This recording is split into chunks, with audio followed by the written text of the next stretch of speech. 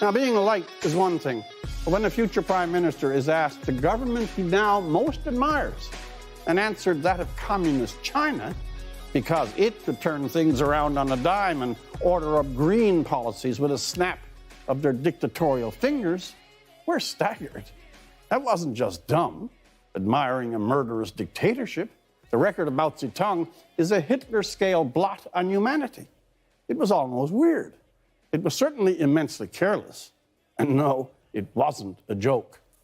The trouble for Mr. Trudeau is that these kinds of appearances, more fluff than fodder, playing off his glamour, place him very much in the unserious world of entertainment celebrity and give nutrition to the thought that he is a lucky lightweight, not a serious leader of a modern democracy. Where is Mr. Trudeau on stage, as his father was wont to do, delivering full, thought-out essays on Canadian life, aspects of how we live and govern ourselves, our place in this new age, or the shifting nature of Canada's economic and social landscape? A flutter on pot policy doesn't cut it, and web stunts or Movember mustaches playing off the Johnny Depp persona, well, they look cute on Twitter, but they don't do for a real leader. All this, too, as Thomas Mulcair takes over question period and looks like a man ready for a step up. It's a moment of choice. The lightness of being Justin may just be unbearable. For The National, I'm Rex Murphy. Well, 106.2s. There you go. The man, the myth, the legend, Rex Murphy. I thought that was probably the best way to start this out without one of us two jabbering on. You might as well give the monologue to one of the best Canada's ever seen in Rex Murphy. So welcome to 106, even under sad times. Yeah, Rex, it's a heartbreaker, man. Absolutely. I mean, nobody lives forever, but still at the same time, it's like it's a damn shame. He was definitely right, though, in that whole how Trudeau emulated China and their ability to turn around their economy on a dime. Trudeau did manage to do that for Canada. Before we get into all things Rex Murphy, we have a guest going to come on, hop in here momentarily. We're going to talk a couple things happening in Alberta. We got lots to come on Rex Murphy and a few things, Canada-wide on people's thoughts that way. I want to make sure it's Jamie Sinclair's retirement party this weekend. So happy Airborne Friday to the military folk and to Jamie Sinclair. Great career. To a man who's been on the podcast, no stranger to either one of us. Coots 2. Congratulations, Jamie. 818 days, twos. It just continues on. I had Nikki Tom on earlier this week talking about that again. So if you haven't gone and listened to that, you should. You should. And with all that being said, why don't we bring Mike Holmes in and we'll talk an injection of truth, Town Hall, June 17th. So first off, welcome to the show, Mike. Thanks for hopping on with us. Yeah, hey, thanks a lot. It's an honor to be here. Now, to be clear, this is a different Mike Holmes. Correct.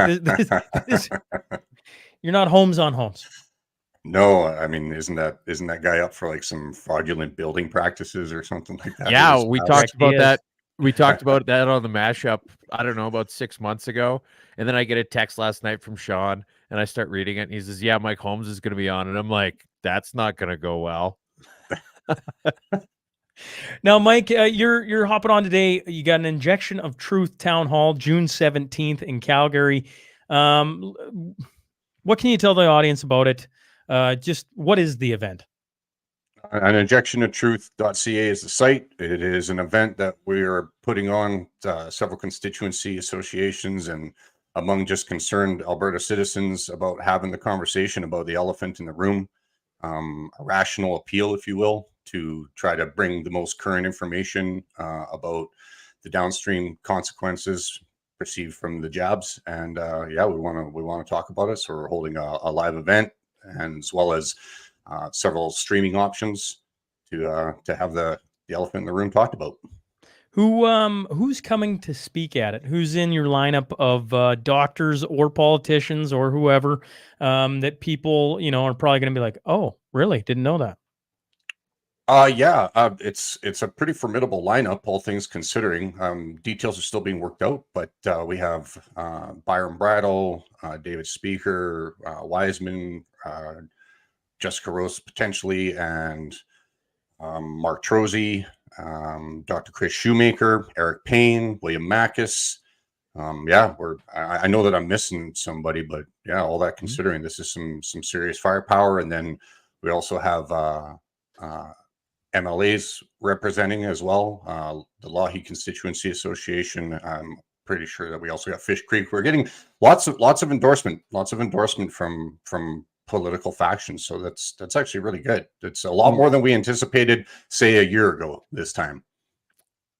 That is good. Now, when you say political factions and you talked about the EDAs, is this limited to one party? No, the invite's going out to anyone who's willing to come and have a conversation about it. I mean, not this affects all of us, so it's really not about Well, it a doesn't political. affect me. But everybody knows somebody. Yeah. Now tickets. I was, one of the things I thought when I first went on the website and saw how much tickets are for $29, you can be in person. Geez, that seems awfully reasonable. Yeah. Well, I think, right? Like, and then the next thing I guess is like, what is the event's trying to accomplish, Mike? I get the general idea, but one of the things that I admire about what you're tackling is you got a whole bunch of MLAs, current MLAs coming to be in attendance. But what are you hoping? Like, what's the group hoping to push on with these MLAs, the current government here in Alberta? Like, if you could, summarize it, however long you want to take, but like, what's the general idea and what's, like, let's get this done. Yeah, so I mean, our mission statement ultimately is awareness and accountability. I mean, if you want to be able to just lay it down for what it is, it's about people, grassroots, putting pressure on our legislative assembly, right? So that's ultimately what this the event is all about. Like we're trying to target legislation, our legislators, and we're trying to get as much awareness to our constituency associations throughout the province. Like, I guess ultimately, besides having a packed event, and we're 50% sold already. So, I mean, we're well on our way to filling Jesus Christ. the venue. You're basically wasting your time even coming on here.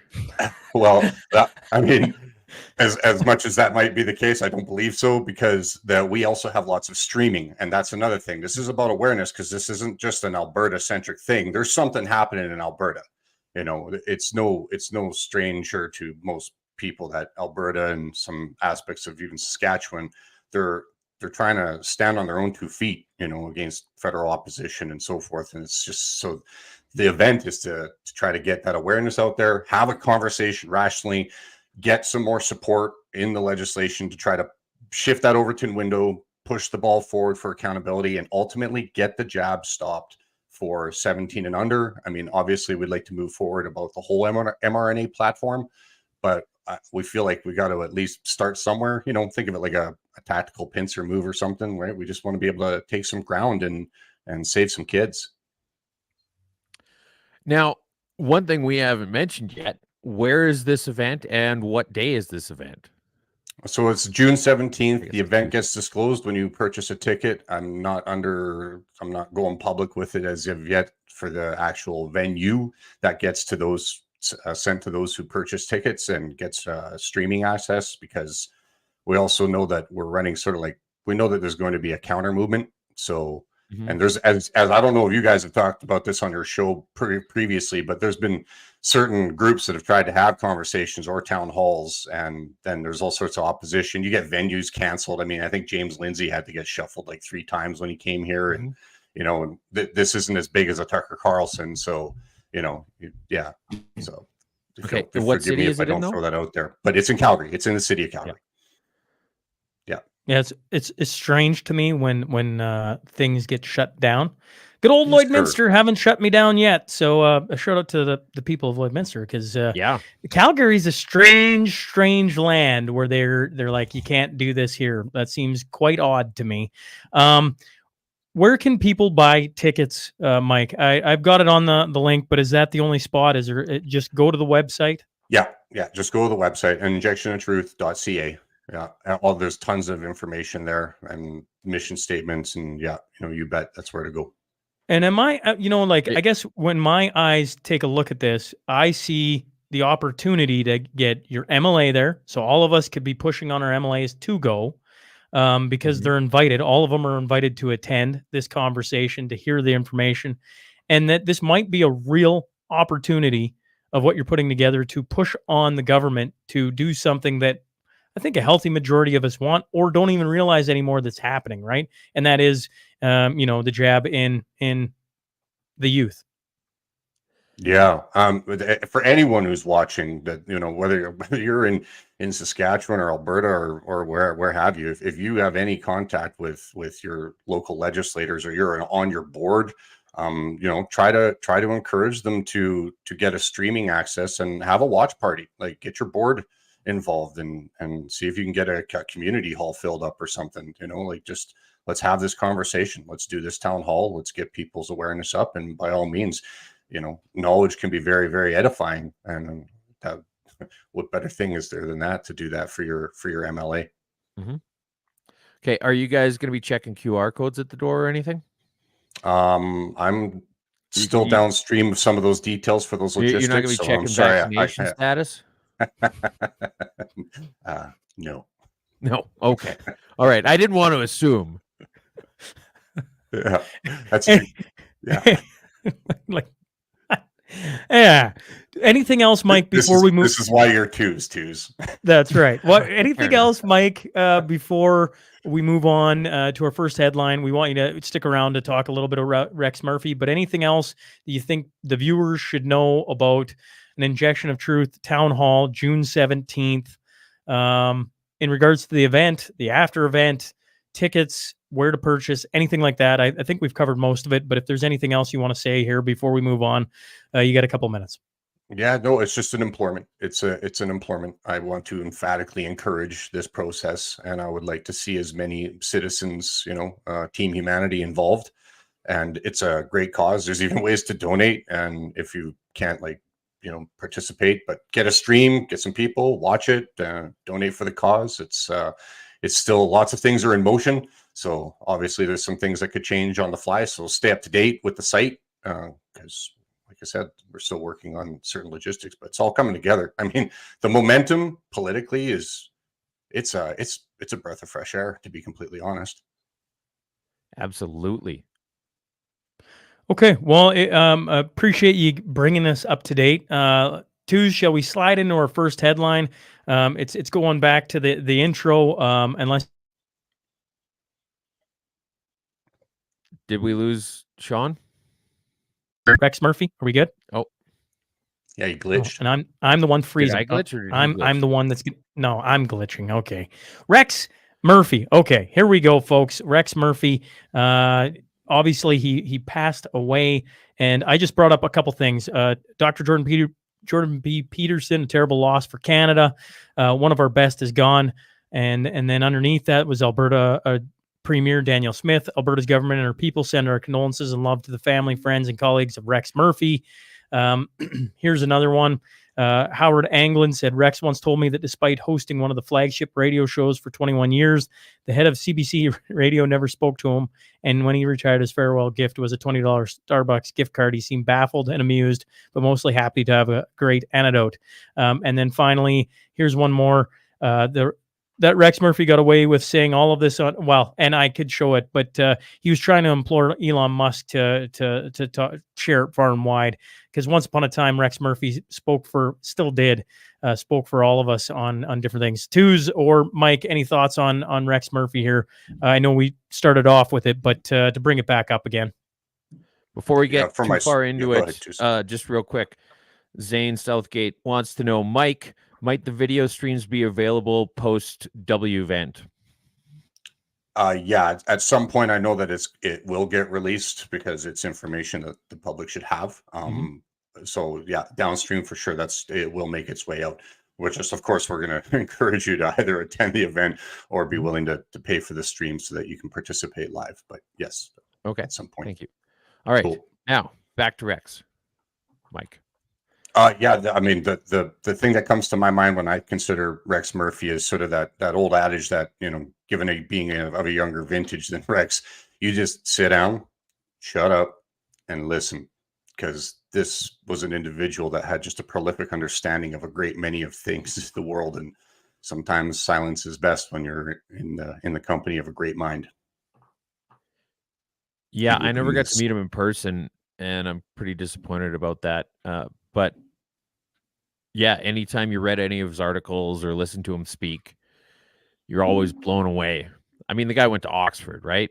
It's funny, as much as people like Sean like to give Newfies a hard time, there's like pretty much the smartest guy in the whole damn country came from Newfoundland, as far as I'm concerned. So that was pretty cool. Yeah, he's on my list, fellas, of people I never got to interview. Of like, man, I would have loved to have interviewed him, and he was suggested an awful lot. He was on my list of top. Let's go get him this year, and emailed the people surrounding him, and I hope some of my emails landed in his mailbox. I know towards the end when Tucker came, they were trying to get me an interview with him, and he just said he wasn't feeling up to coming out this way to be on stage with Tucker, or up to doing any of the media avails. And that it's one of those ones where he goes on a list of, I wish I would have had the opportunity to have sat with him, because what a wonderful mind Canada had for pretty much all of his life, right? We were witnessing. You can go back and just listen to his monologues and his thoughts, and they're so well constructed. He's brilliant. I got to see him last time I got to see him live was Jordan Peterson when he came through about a year ago. Rex opened that, and it was on full display, his mind and how creative he was. So condolences to the Murphys. Like, Rex was a pure beauty, and I don't know how much more I can say on it, because I just wish I had the opportunity, like Tu said, to have met him and maybe interacted with him a little bit.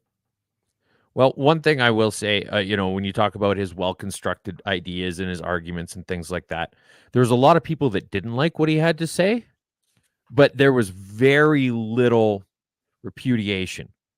Nobody really said, well, you know what? He's wrong, and here's why. They were just like, he's a jerk. He's mean. I don't like him. And that's basically when you know that you're right over the target. Is when the worst thing people can say about what you have to say is that they don't like you personally. Oh, one other thing. Do not turn this into a grift for your fucking book. Okay? Who is that, too, is for the people listening? BJ Dichter, who's one of the guys at the convoy. And I don't know, there's a whole lot of infighting that I don't really know the ins and outs of. But he wrote a book. And so here's a tweet, National Post, Rex Murphy, the sharp-witted intellectual who loved Canada, dies at 77. And then here's BJ Dichter. Yeah, I met him once. An unrelated note, here's a link to buy my fucking book. So, yeah, I think the word that really applies here is gauche. That's as subtle as a heart attack. Yeah. Yeah, that's a douche move. It's a douche move. All right, Mike, thanks for hopping on and doing this and being a part of the mashup. We always appreciate when people come on and give us valuable information, and we'll be paying attention June 17th. Of course, I guess I'll play some part in that, as I'll be on stage for part of the night, hopefully facilitating the evening. Hopefully Tuz finds his way there and heckles from the audience. I gotta find maybe just somebody, me. I gotta find somebody connected to that, see if I can get a VIP ticket. If you guys know of anyone, let me know. All right. Either way, we can do. we'll try and keep the riffraff out, Tuz. Mike, thanks again. I'll be one of the ones who gets a fake location. That's actually of all people, we will definitely have security holding pictures to be like, if you see this man, and on it is a picture of a rooster slurper. Yeah, that's right. Thanks, Mike, for hopping on, and Mike. I guess I could let you say goodbye. Thanks, Mike, for hopping on. Oh, hey, thank you for having me and letting me talk about this event. So pro free speech too, right? Yeah, Thanks. looking forward to it. Okay, cool. And I keep clicking them out. I got fat fingers today, folks. Thanks, Mike, for hopping on. We are going to get on with the rest of the show, as they say. Okay, the Green Bucks stop here. This is Calgary, phase 1 of the Green Line LRT. That's 18-kilometer stretch from Shepherd in the city southeast to Eau Claire downtown. This UCP government of Premier Daniel Smith sends this letter this past Wednesday to Calgary Mayor Gondek.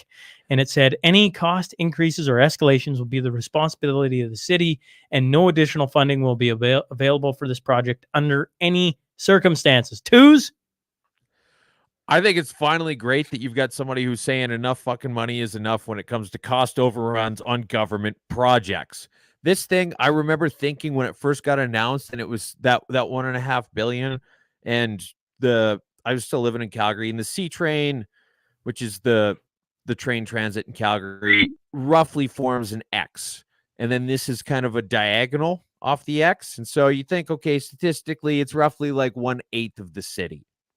And then I figured out that for what the city was spending at the time, they could just buy every house on that line a brand new Tesla if they're worried about the environment and just be done with it. Just here's a new Tesla, fuck off. And then after that, you had Stephen Harper pitch in a matching amount, in the lead up to the election. And then you had Rachel Notley pitch in a matching amount. So the budget for this has tripled, which is actually pretty good as far as government project standards go. Like a budget that's only tripled is fairly reasonable as far as they're not doing their work. Dipshits Yeah. go, right? Like what Yep. have they forgotten to include at this point, you wonder. But Danielle Smith just saying, look, enough is enough. We gave you $1.5 billion. Try and just not waste it all at once. But this is classic city of Calgary. I drove by I drove by a city of Calgary vehicle the other day. They've got a whole bunch of the brand new EV Mustangs. The city of Calgary does? The city of Calgary. And here's the funny thing was that this one was debadged. So they took all the Mustang off of it, and it's just a generic city of Calgary vehicle. But you're like, that's the EV Mustang. And then to avoid backlash for giving city of Calgary employees an electric fucking Mustang to drive around in, they're like, well, what if we just take the stickers off of it? This is the accountability in the city of Calgary right now, is what if we just hid the fact that these are fucking ridiculous sports cars, and that's the people who need to keep their spending in check. So yeah, beware of green people. Absolutely, Donald Schwartz. We need a new architect. This is the Canadian military. The first picture I'm putting up, it says introducing a new icon and refreshed tagline from the Canadian Army, featuring the new CAD PAT MT multi-train pattern. So there you have it. So this is their new logo on the right. Click on that logo on the right so it gets a little bit bigger for a sec. This is what could probably be best described as the Atari 2600 version of somebody with an absolute dump truck of an ass shoving a tampon up a retarded reindeer.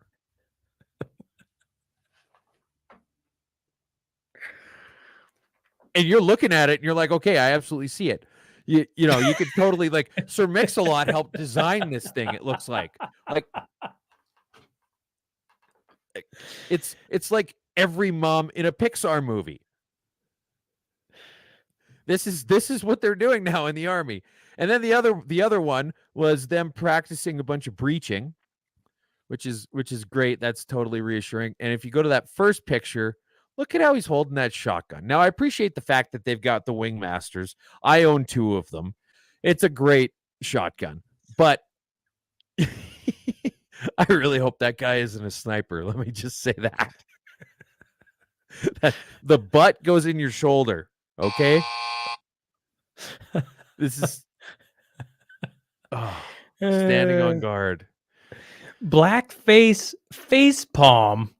Wait, I'm gonna pull up the picture here so you can see the kids.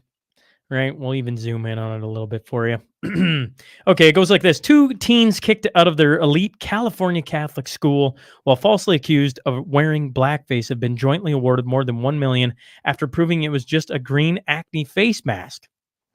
The then students at St. Francis High School in Mountain View were just 14 when they took a photo during a sleepover in 2017 of them wearing the treatment in solidarity with friends suffering from severe acne. The treatment bought by one of the boys' moms was a light green when applied and turned dark green once dry. Their innocent selfie then went viral 3 years later when it was found and wildly shared during the height of the Black Lives Matter protests following the 2020 murder of George Floyd. So there you go. That's the 3 boys wearing acne face masks, and they were booted for And it. they got expelled for blackface. If only people in Canada got expelled for blackface. Wouldn't our country be a better place? Correct, you are. New veggie burger that's totally going to turn things around in the midst of cratering sales and free falling stock price of the week. Plant-based meats maker Beyond Meat urged investors to look past its mixed first quarter results Wednesday, saying a new, healthier burger hitting U.S. shelves now will help reignite weak sales. Its revenue fell 18%. Okay, or yeah, sure. Its revenue fell 18%. To 75.6 million in the January to March period, and it was the company's 8th straight quarter year-over-year revenue declines. 18.6% is a quarterly decline. Correct. By the way. That's and it's not annual, that's quarterly. Quarterly, and it's done declines 8 straight quarters. So, yeah, this is like where you're getting into half of half of half of half of half, and the limit as x goes towards infinity is 0. And how many times have we done an article about some Beyond Meat veggie burger bullshit that's totally going to turn around slumping sales with this new, better burger that has everything people want in it except for a fucking cow? Once a week, it seems right now. And this is news to my ears. They're music to my ears. I just look at it, I'm like, good. See you later. Greta's new cause of the week. Climate activist Greta Thunberg joined thousands of pro-Palestinian demonstrators in Eurovision 2024 host city Malmo on Thursday to protest Israel's participation in the song contest ahead of this year's second semi-final. Yeah, so I guess nobody really cares about climate change anymore, but she needs to still be relevant. And so what's she going to do? Hop on the latest thing. And it's interesting that, if you know one thing about her, it turns out that you know basically everything about her, which means that she's not a serious person. I call it bullshit. Bullshit. I like that. Bullshit. Rocky TB says I call it bullshit. Yeah. Okay. I assume it's talking about the veggie burgers. That's good. I like that. Maddo about you. Anyways, I get what you're doing there. Sabrina Maddow. I'm suspending. This is her tweet. I'm suspending my campaign to become the next federal conservative candidate of an MP for Aurora Oak Ridges Richmond Hill. Sadly, I no longer have faith in the election's integrity. She went on to say, despite raising concerns to the Conservative Party nearly 2 weeks ago, despite submitting clear evidence of a corrupted process and potential illegal actions taken by another campaign, nothing has been done. There's been no evidence that a promised internal investigation is actually underway, and no next steps shared. This is interesting. I was having a conversation with Mrs. Twos about this last night, and she says, well, do you think this is all just smoke? Do you think this is her just, trying to throw a Hail Mary at the campaign? And I honestly don't think so, because I know of plenty of examples where things like this have happened. Not just like where Han Dong had a bunch of Chinese people come in, but the Conservative Party, even getting involved with provincial politics and stuff like that. Like I was able to list off a half dozen similar or nearly identical examples of skullduggery like this off the top of my head. They're not really my stories to tell, But the point is that I know some of them. I know actually you and I were in the same room with a guy who told us something vaguely similar one time. And yeah, this stuff happens more than you'd think. This is not the way democracy is supposed to work, but it is the way it does in Canada. Yeah, it's more of a common story than people give credit, or maybe people pay attention to, not even give credit. When it comes to the world of politics, you see stories like this unfold over and over again, and they normally don't grab a whole lot of attention. If you don't follow Twitter, you have no idea this is happening, and if you don't follow politics, you really have no idea this is happening. Yeah. And it's not. I don't think it's just in Ontario or that riding. This is more widespread than we give credit. No, I know examples in Alberta. I know examples in Saskatchewan. Yeah. So anyway, that's what's going on there. Normal politics. Okay, this is Dwayne Bratt, the Mount Royal University professor. I'm going to pull it up here. This is on Bill 20 in Alberta. And basically... oh, yeah, go ahead. Well, it's just... I can read the tweets. He's gets into what Tooze has brought up. Says he tweeted, Smith used Calgary single-use bylaw to justify the extraordinary powers in Bill 20. Now that Calgary City Council has repealed it due to normal politics, public outrage leading to revolt in brackets, does provincial cabinet still need nullification powers for local bylaws? Okay, so three things. One, this Bill 20 is shit. Two, just because they were looking down the barrel of a gun and decided to change their minds doesn't mean that gun shouldn't exist in some form, like recall legislation. And three, here's the thing that I really wanted to point out. Now that Calgary City Council has repealed it due to normal politics, which he describes as public outrage leading to a revolt. That's the way he thinks normal politics should work, is that it gets so bad that there's a public revolt and then they do a course correction. That's his idea. This guy who's a political scientist professor at Mount Royal College in Calgary thinks that the normal way things ought to work in a democracy is that the people who are elected do whatever the fuck they want until things get to the point where there's open revolt and then they walk back 2 steps. What the fuck is wrong with this guy? Well, I'm trying to get Shane Getson talked about Bill 20 in the House, and I'm trying to get him to come on the podcast to talk about Bill 20, because I'm against it, but then I listen to him talk about it, and I'm like, I should probably just have Shane on to come explain it more to me, and maybe I'm missing things, because parts of what he says seem very reasonable, if I may say. Yep. Like nothing too crazy. Okay. Yeah. Careful, though. Shane's tricky when it comes to this kind of stuff because he's very convincing.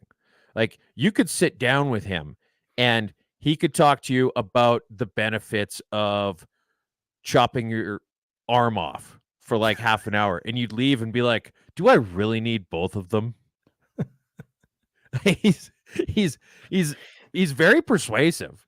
I'm sure he is. Very That's why I wanted. And so That's what. So, like on the one hand, yeah, I definitely love to hear some finer points of what the hell the UCP was thinking when they said they were going to roll this out. But on the other hand, you just got to be really careful because you might leave and be like, let's just kick everybody out of politics. Right? It's the double-edged sword of Shane Getson.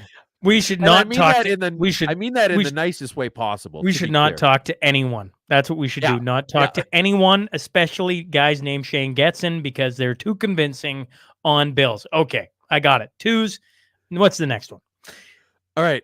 Well, just Donald Schwartz, Luciferian, Mixed Mash, New World Order, AI going full force now. I'm not quite sure what's going on in the comments, but it looks like it's fun. So get involved in the comments.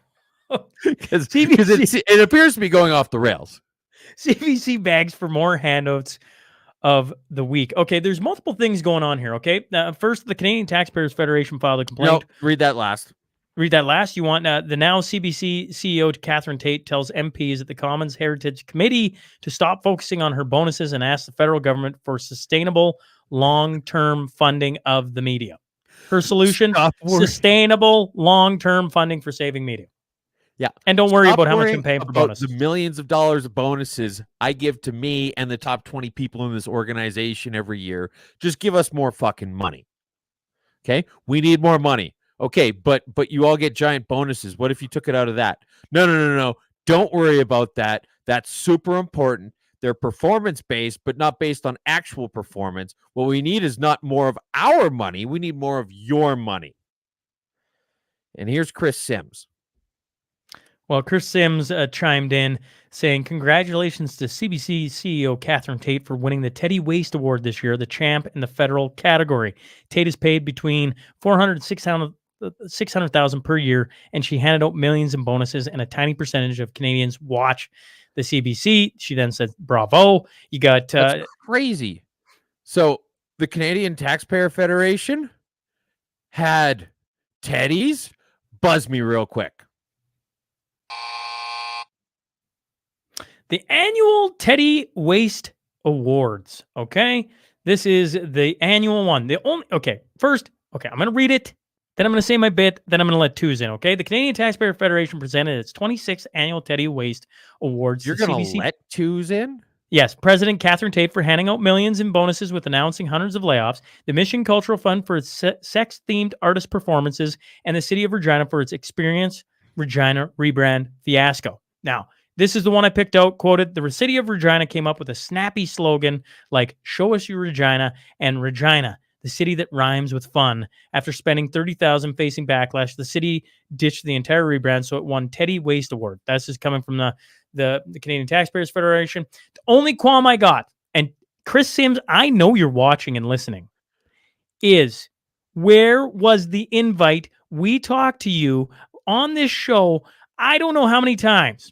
I don't know how many times I have to ask, and they went by, and I got nothing. Twos? Exact same thing. Chris, I thought we were friends. Franco, you've been on this show too. I mean, we have you guys on our show, and then you guys don't have us on your show. This is like when you had an embarrassing roommate that had an unattractive girlfriend, and he tried to just like sneak her into the house and get her into the room right away before anybody saw who she was. This is how I feel right now. I'm the like we're just the mopeds at this point. And yeah, like what in the hell? I thought we were tight. I just saw you just a couple weeks ago. I want to be very clear. Teddy Waste Awards, love it. We want to be a part of it. And then it comes and goes. And you're like, I just want to be a part of it, Chris. And I know you know, and I know she's driving and Chris in her lovely ways. I didn't have a choice. Whatever it is, Chris, expect a phone call, and I want to be a part of the Teddy Waste. Otherwise, we're going to stop talking about them altogether. Done. Well, no, basically, let's not make promises we're not going to keep, because probably I think every single one of those awards was something we talked about in the mashup at some point in the past year. So yeah, we're still going to keep talking about. We're going to talk about that, but we're not going to talk about the Teddy Waste. If we can't be a part of the Teddy Waste, come on. Well, I don't know about the ultimatum. I'm wondering. It's an ultimatum. Maybe it's an ultimatum. If Chris likes petitions so much, maybe we should start our own petition. Yeah, maybe we should get people to fire back at the Canadian Taxpayers Federation and start writing our unelected officials of the Canadian Taxpayers Federation and blow up your guys' email inbox to get us a part of the freaking Teddies. Unbelievable. Move me on, twos. I can rant about this the entire time because I saw the Teddies went on. Let's do it. Let's move on. I have nothing but time for Franco and Chris. It breaks my heart to rant about it. Chris, you know that I dress up nice, and believe it or not, Sean can dress up nice on occasion too. We can do this. I just want to hand out one of the awards. Black Mark on Toronto's Finest of the Week. The first Black female to serve as superintendent with the Toronto Police Service has pleaded guilty to 7 counts of professional misconduct for her role in providing 6 Black constables with answers to cheat their promotions exam. Clark pleaded guilty to all 7 counts last fall after she was caught providing pictures with the answers to questions for officers in the promotional process, which included 3 counts of breach of confidence, 3 counts of discreditable conduct, and 1 count of insubordination. Yeah. So first off, how racist is it to assume that just because they're all black, they're not going to get the answers right anyway? This is the soft bigotry of low expectations. Secondly, this is completely ridiculous. This is the organization who's entrusted with the safety of the largest city in Canada. And you're going to have people cheat their way through to positions of authority within it? That's fucking despicable. Straight up. I don't care what justification you want to use. That is not good. And so, anyway, yeah, they're just looking to demote her. Costly EV bus fiasco of the week. BC Transit says it has ordered 66 electric buses from 2 Canadian-based suppliers after a previous supplier from California filed for bankruptcy. I don't know. Yeah, Toots. so Do you I need mean, me it's to not read like more? there's no red flags.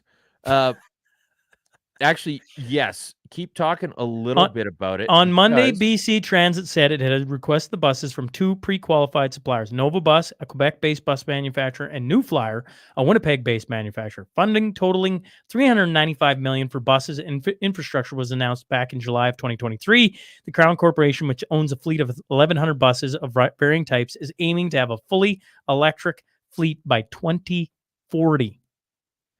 Yes, their previous $20 million contract fell through after it went. So they had a $20 million contract that fell through after the place filed for bankruptcy, which presumably means that they never got that money back because they're going to be the last list of debtors. And it always goes kind of in order of appearance. So that they wasted $20 million on a company that doesn't even fucking exist anymore. And then they said that, where was it? Basically, they said they're not going to publicly disclose how much they paid for these buses because they want to remain competitive in future bids. Here's the thing is that that's bullshit because this technology is improving so rapidly and things are moving along so quickly and things are getting so much better and so much cheaper. And also inflation is driving everything through the fucking roof. So no matter what you paid for them today, it's going to be completely irrelevant in 6 months. There's exactly one reason why you're not telling everybody how much money you fucking spent. And it's because it's a lot. I had one thought while I read this. They should make one phone call. They should call this guy called Chase Barber.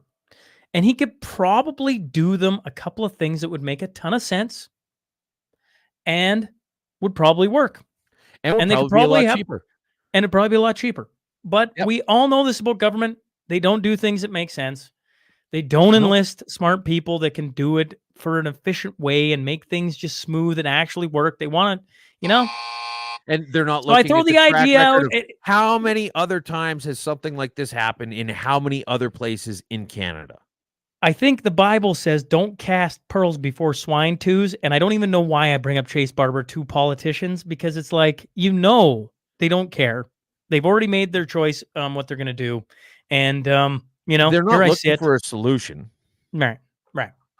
They're like, oh, well, here's a solution, but it's not the one we're looking for. Okay, Chase Barber, that outspoken guy who's being threatened by MNP, that guy? Yeah, go talk to him. You might find some solutions there that actually work for BC. And wait, he's in BC. Dear me. Wait, a local guy? Right. Crazy. Sometimes the trash takes itself out.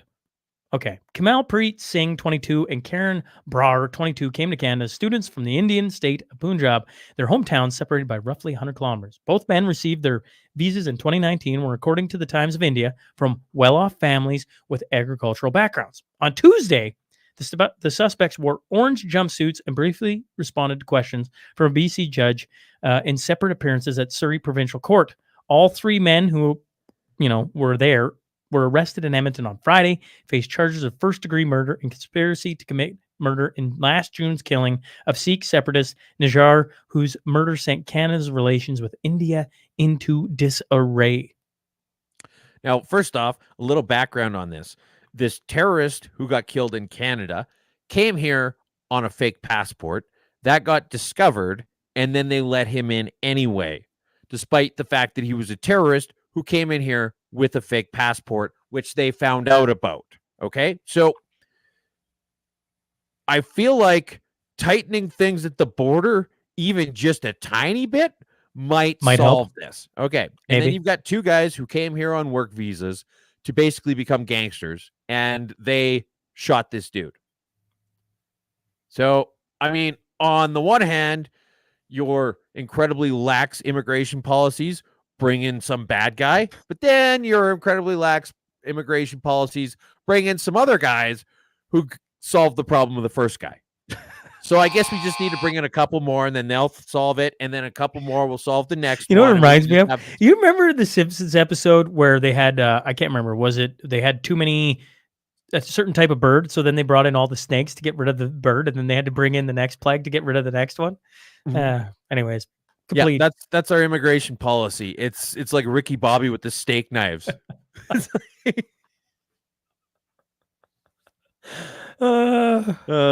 You people are awesome. Thanks, Jack. You people. Unions are ran by children of the weak. Canada's public sector, who promises a summer of discontent and will take to the streets if they have to work more than 2 days a week. You can't write this. Oh, man. And then the other one is, of course, we're talking about the union. Okay, well, this is the union that's all upset. We talked about this last week. How they're mad that they might have to go to work 3 days a week.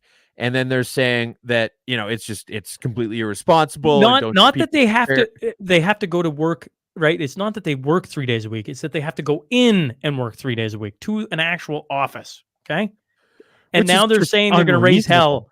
Yeah. They're going to raise hell if it's that. Okay. No, we don't want that. We only want 2. We want to work from home the entire time. Mm-hmm.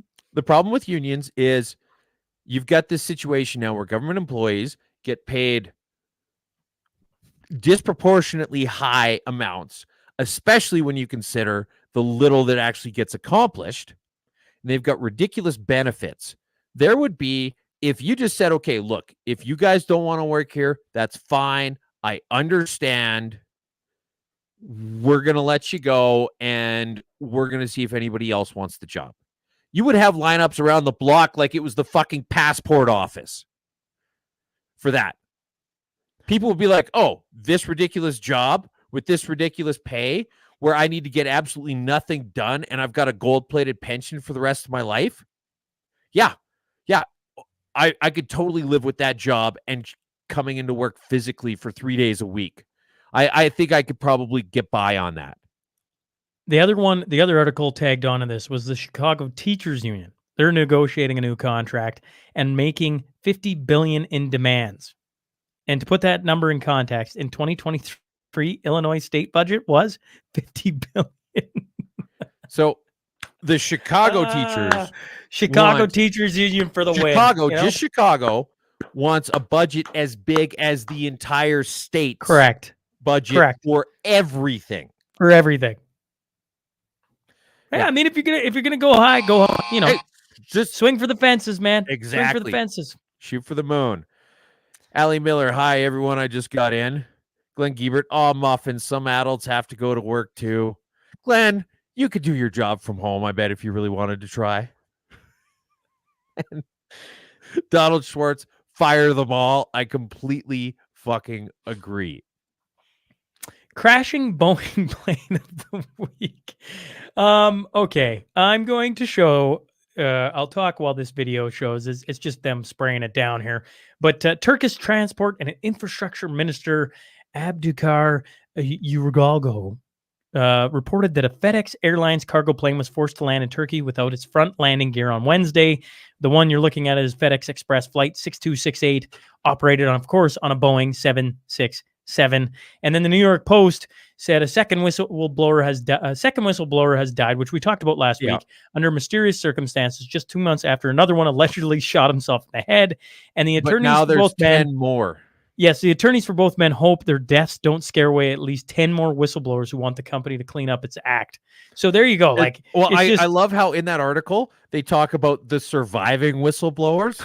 Because that's such an important distinction with Boeing. It's not just whistleblowers. You're like, okay, well, we've got whistleblowers, and then we've got surviving whistleblowers. And at what point do we maybe want to start looking at this a little bit more fucking closely? Yeah, this is, when people say they're not flying anymore because they're nervous about it, used to be like, now it's just becoming a regular occurrence on this show where we see, well, exactly this, right? The landing gear wouldn't come out. Then there was a door ripped off before, and as it took off, like, so I mean, this is just getting a little bit insane. Like, when you're car shopping and you're like, okay, well, I could get a sunroof if I wanted to, or I could get the Bose sound system, or, I could get, a heavier transmission in the truck or something like that. When you're buying a plane, pay the extra few $100 and get the front landing gear. Okay. We might need that. We might need the front landing gear. Yes. All right. And here's Allie again. Well, why are they even home? Lots of work through everything, and these people are working from it. Shouldn't be. In some ways, union is good, although I don't know how. To me, union is useless, just like government. They are two sides of the same coin. Yeah. And, it's funny. Like, I had to talk to Revenue Canada last year. And so I call in, and I get somebody in Newfoundland. You can tell by the accent. And I don't know what the hell they were doing, but they were around something really loud. And I was like, I'm sorry, I'm just having trouble hearing you. And she was like, it's okay. Okay. Just give me a minute. I got to go back inside. And then she gets inside, and then we have a normal conversation. So here's the thing is, like, when they're working from home, they're not actually working. Like, one of their arguments about this whole thing facilitating a work-life balance. Well, no. If you're using 3 days of the week of your job to have more life on your own, you're not actually working, and you probably shouldn't get fucking paid for it. If you want to hear more of Two's thoughts on unions, just tune into the show every week. Two's next headline: Argentinian win of the week. And we've been talking a lot about them. And let's just do this. Okay, here, I'm going to pull it up. Bang. Elon Musk says, I recommend investing in Argentina. I wonder why. Well, I'll tell you why.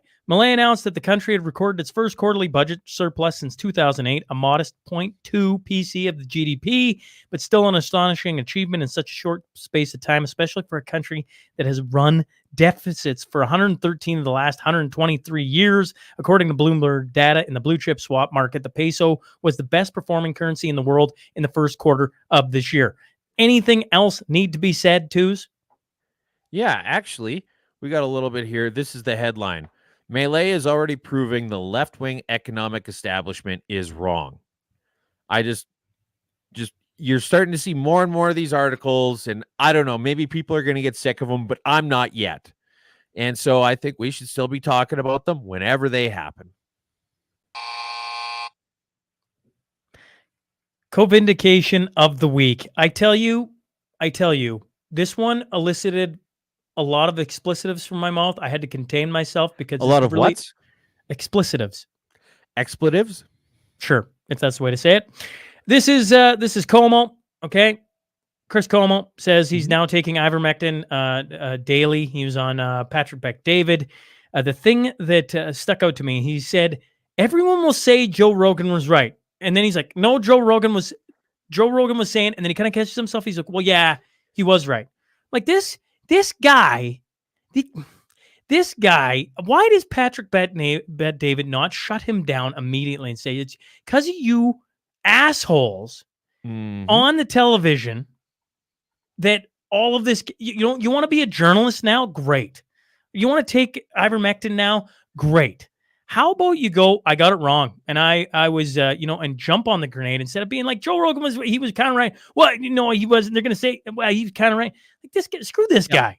Screw this guy. Let's just go into the way back machine here for a minute. People who are injecting drugs.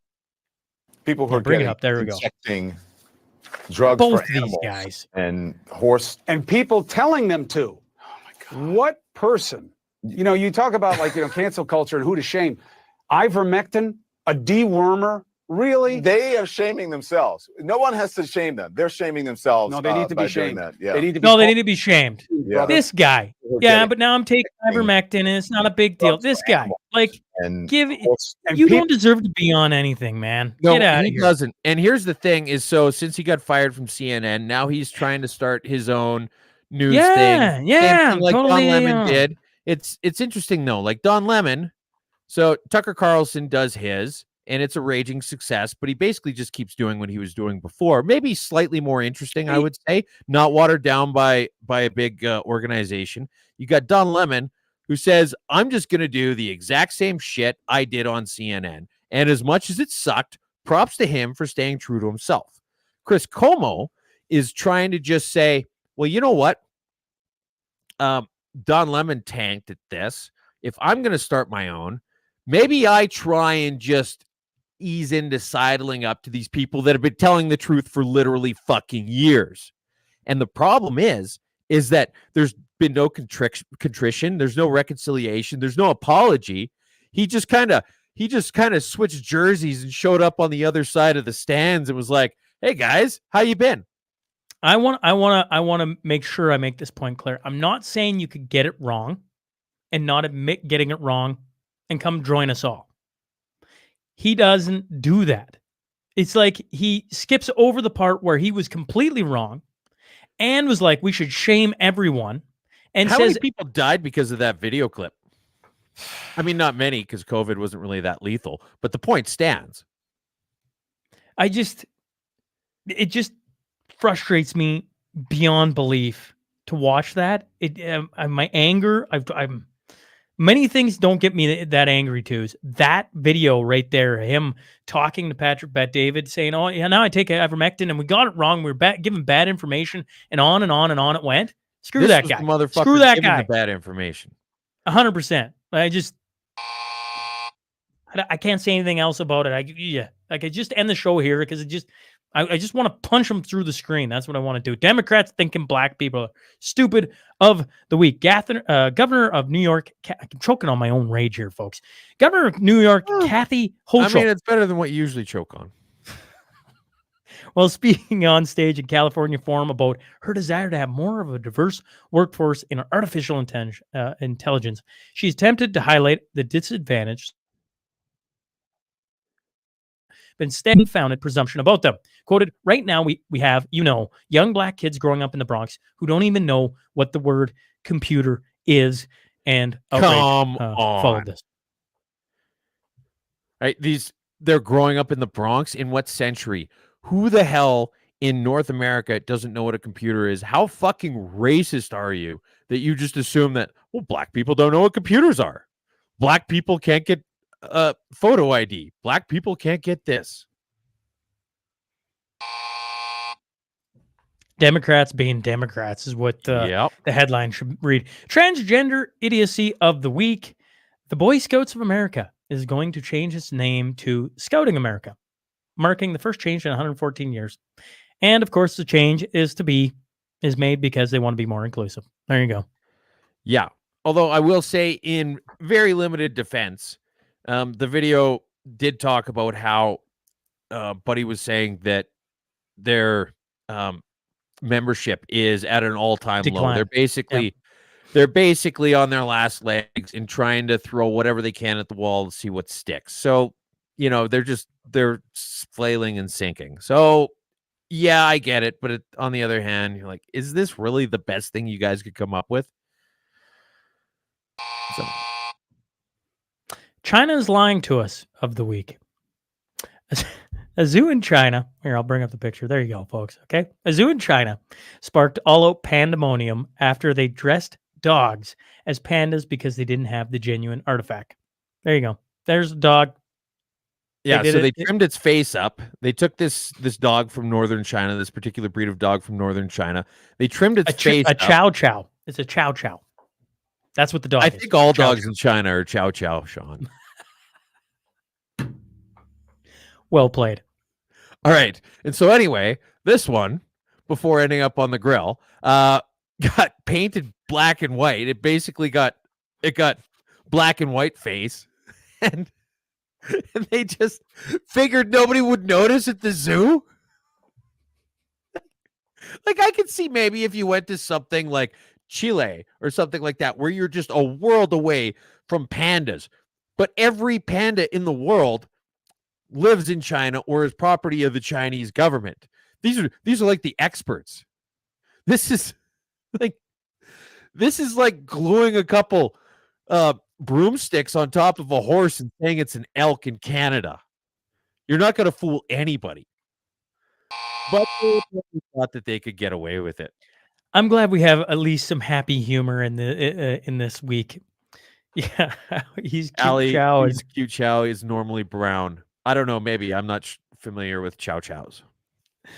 Diversity hiring implosion of the week. ABC News president Kim Godwin stepped down Sunday night following an investigation in her management of her network.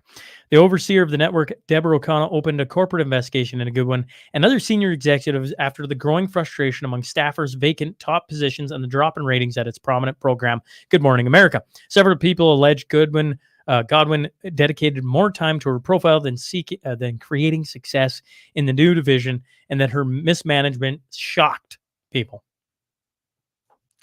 Yeah, so isn't it funny how this seems to be happening quite a bit when your only criteria for putting somebody in an important position is their color?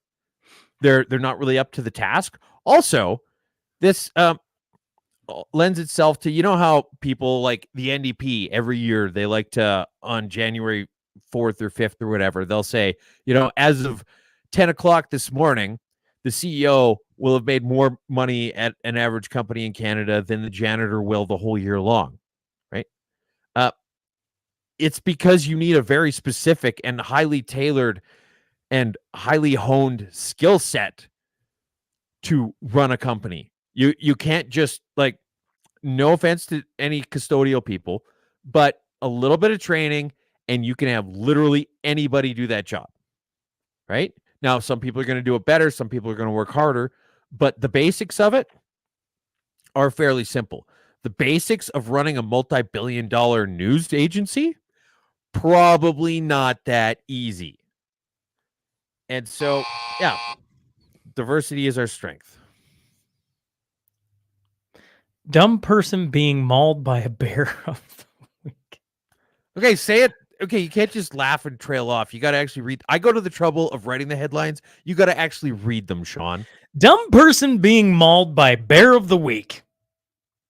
There you go. There's the bear coming. A Scottish holidaymaker has had a lucky escape after being bitten by a brown bear in Romania's Carpathian Mountains. The mummy bear clamped its jaw around Maura Gallagher's hand while she tried to take a photo with the window of her car. She was traveling down in the road. The 72-year-old from West Lothian has put her arm survival down to the fact she was wearing a thick, padded Marks and Spencer's jacket. If I scroll down, you can actually see the second picture she took, which is the bear literally almost in the vehicle. Yeah, and I don't want to sound like a jerk, but you're probably kind of a vapid asshole if you think the brand name of your jacket is important enough to put in this article about how stupid you are. Well, I mean, at some point you should have been like, holy crap, this bear's getting a little close. Just, I get the fact that Scottish people aren't really the kind of people you want to fuck with, but there's Scottish people and then there's bears. Making energy sources out of thin glass and leaving them outside in the elements ends exactly how you think it will of the week. The world's largest floating solar plant in Madhya Pradesh's Khandwa district has been damaged by a storm. The plant, built on the backwaters of Omkareshwar's dam, was ready for launch, but however, was hit by a summer storm on Tuesday. And you can imagine the fallout. Yeah, so it got hit by a storm and it's got more broken glass than the George Floyd riots. And believe it or not, once you smash up a solar panel, it doesn't really work very well anymore. And so we keep making these tiny little fragile fucking things and putting them out in the middle of nowhere and just assuming everything's going to be fine with them. And then it isn't. So maybe we shouldn't base our entire electrical grid on hoping that weather never happens. Guy on bail kills somebody of the week. Kandeep Singh, who was allegedly armed with a knife at the time of police pursuit, was released on $2,000 bail this winter by a justice of the peace in Hamilton Court and was set to return with Milton Court on May 14th. Well, he was killed in a head-on crash that also claimed 3 innocent lives as he fled from cops speeding the wrong way on Highway 401 in Whitby, allegedly after attempting an LCBO robbery.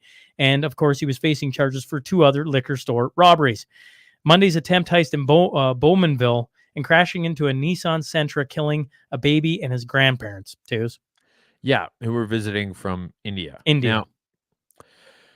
Now, they let him out on bail, and he ends up in a high-speed chase on the wrong side of the freeway and kills somebody head on. Maybe we just don't let these people out on jail. Also, side note, this guy's name, Gagandeep Singh, kind of sounds like us describing the NDP guy.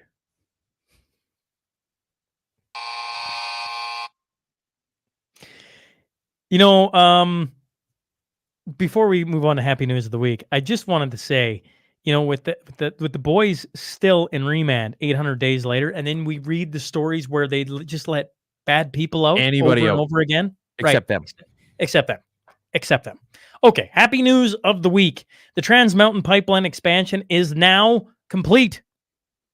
And for the first time, global customers can have access to large volumes of Canadian oil with the benefits of flowing to Canada's economy and Indigenous communities. Quoted, we're going to be moving into a market where buyers are going to be competing to buy Canadian oil. The long-awaited expansion nearly triples the capacity on the Trans Mountain Pipeline, Trans Mountain system from Edmonton to West Kelowna to approximately 800 West Coast, system from Edmonton to the West Coast, I can't speak today, to approximately 890,000 barrels per day. In recent years, the price for the oil benchmark in Western Canada Select, WCS, has hovered around $18 and $20 lower than West Texas Intermediate. To reflect these hurdles, and that spread should narrow as a result of the Trans Mountain completion. I thought that was cool news. It is. It is great news. The differential, I mean, we hear about the West Texas Intermediate price differential or the oil differential. Basically, what that means is that because we have very limited port access in Canada for our oil, most of our exports go to the States. So if you're there and you're trying to run a business or a country or something like that, and someone tries to sell to you and they say, okay, well, the going price for this stuff is $100. And you say, well, yeah, I guess the going price for it is $100, but you live in this tiny little valley and I'm at the only way out of it. So I'm the only person you can sell to. I'll give you $80. And you say, well, no, the price is $100. And you say, well, no. I don't think you understood me correctly. I'm the only person that you can sell to. So you can either keep it or you can give me $80. And that's basically the brass tacks version of the differential. And it's why when we sell to the States, it's at a discount. Now, this is going to alleviate that because, hey, there's a world shortage of this stuff. And now we can sell to a lot more places that aren't the United States. And so, one, it's going to get us market price when it sells at the BC port. But two is that all our attempts to sell things to the States, they're going to say, well, we'll give you $80. And you say, okay, cool. Yeah, just keep your money. We're gonna sell over here. And then say, whoa, wait. Okay, what if we give you a 90 or 95 or maybe even 100? So it's going to have not only the day one impact of opening it up to more markets, but it's going to have the ripple effect of decreasing the differential in terms of U.S. sales, exports. Okay. 106 in the books, twos. Anything community notes wise? We had Mike Holmes on talking about the Injection of Truth Town Hall, June 17th. If you're watching the live stream, it's in our comments. But essentially, an injection of truth.ca. You can get tickets. $29 is what it sits at. There's a whole bunch of information there as well for streaming, all that good stuff. June 22nd. Aaron Goodvin and Garrett Gregory are going to be in Marwayne. That's a concert coming up. May 11th, walk and run fundraiser. Geez, that's tomorrow. So Mackenzie Bloom, she's been a guest of the podcast. If you're interested in that, all proceeds going to the MS Society. We've been talking a lot about this mash spiel, and trying to get people to, tell us, are they interested in being a part of it? Twos, what are your thoughts on the mash spiel? Well, we've gotten a lot of love from it, or at least I have. There's a lot of people who are like, yeah, I would definitely love to come to something like that. The question becomes, where do you have it? So Kalmar has been the place that's been talked about. It looks like we could pull it off there. Tyler, and I'm gonna butcher your last name, Waziko. Dang it, I don't even know why I bring it up. But anyways, Kalmar has a beautiful curling rink. It's located near Edmonton. Obviously not in Edmonton, but Yeah. you can look it up on the map. It's close to there, It's and a they're little willing ways to. away from Leduc, though. They're looking to. They would love to have it there. So you go. And they sit on the Tyler sits on the board of the arena. We got a Saturday in November is what we're looking at. Is there any interest from the audience? Is there any interest from you? What we want to find out, I think, Yeah, is absolutely. I will totally be there. not you. I'm saying you, the watcher, the listener. If there's Be interest, specific. shoot me a text because we want to find out. Like a team of 4, or maybe we could get a few people. Like I don't know. Several different people who've been on the show to come, and maybe there's a way to have a team of 3 with a celebrity. I'll put that in air quotes. As long as I get as long as I have a head-to-head with 2s and we win. Well, I I'm was just happy. gonna say, like, the thing about it is I don't want to be on the same team as you. No. I don't wanna be on the We're same having team as Dust. team Newman versus team 2s, and team Newman will win. That's Dude, and you we're gonna can't put a throw bet for on it. shit. I What are you suck, gonna but do? What are you gonna I'm do? gonna- Like get I'm gonna- Sandra Schmirler on a Ouija board to help you out? I'm literally gonna get the best curlers in Alberta to come play on my team, and then we're gonna wipe you. That's the plan.